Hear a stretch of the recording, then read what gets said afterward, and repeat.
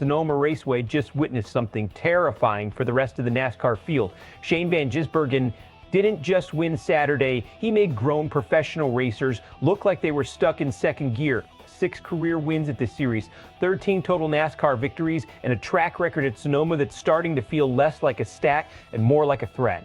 And here's the part that should worry every single driver. Heading into Sunday, he wasn't even trying his hardest car setup for tomorrow's Cup race. This was supposed to be a tune-up.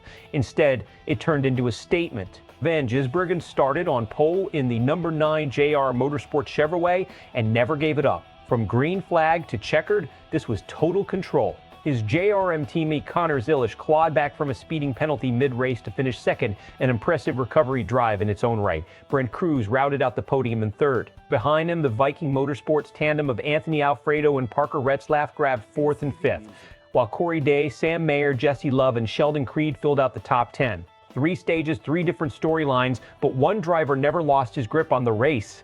This wasn't just another regular season win. This was Van Gisbergen building a fortress at one specific racetrack.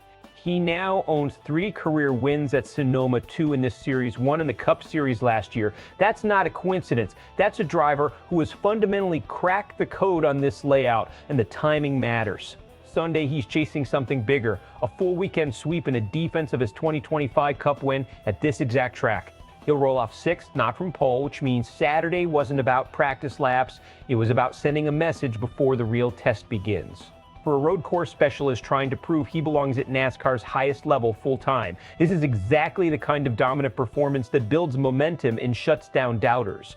Here's what should actually concern the field heading into Sunday. Van Gisbergen didn't win this race through chaos or attrition. He won it through pure command, leading basically start to finish while half the field was spinning, breaking transmissions, and running out of fuel around him. That separation tells you everything about how he reads a road course differently than oval-bred competitors.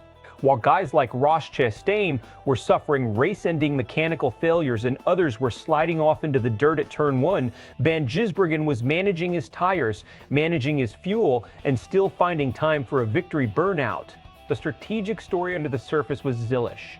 He went from buried in the pack after a speeding penalty to finishing second, and he made a calculated decision to forego stage 2 points in favor of fuel conservation for the final stage. That's smart, disciplined racing, and it nearly closed the gap. Nearly. Van Gisbergen still had over 4 seconds in hand, even with Zilisch attacking on fresher strategy. Is dominance at this level sustainable into Cup competition on Sunday? That's the real question. Sonoma rewards comfort and rhythm, and right now, nobody on this property has more of either than Van Gisbergen. Expect 2 very different reactions colliding online. NASCAR purists are going to push back hard on a road course import racking up wins on a layout that plays to his exact strengths, dismissing it as a specialist advantage rather than true NASCAR dominance. But the other side of that conversation, fans who watched him do this consistently are starting to ask if Van Gisbergen is simply operating on a different level when the pavement turns and twists. That kind of split reaction is exactly what fuels engagement and exactly what makes Sunday must watch. Best case for Van Gisbergen, he backs up Saturday's domination with a Sunday Cup win, completes the sweep, defends his 2025 title at this track, and forces the entire garage to admit he's not just a road course specialist anymore, he's a legitimate weekend threat anywhere with corners. Worst case, starting 6th instead of on pole costs him precious clean air early. He gets caught up in someone else's mistaken traffic.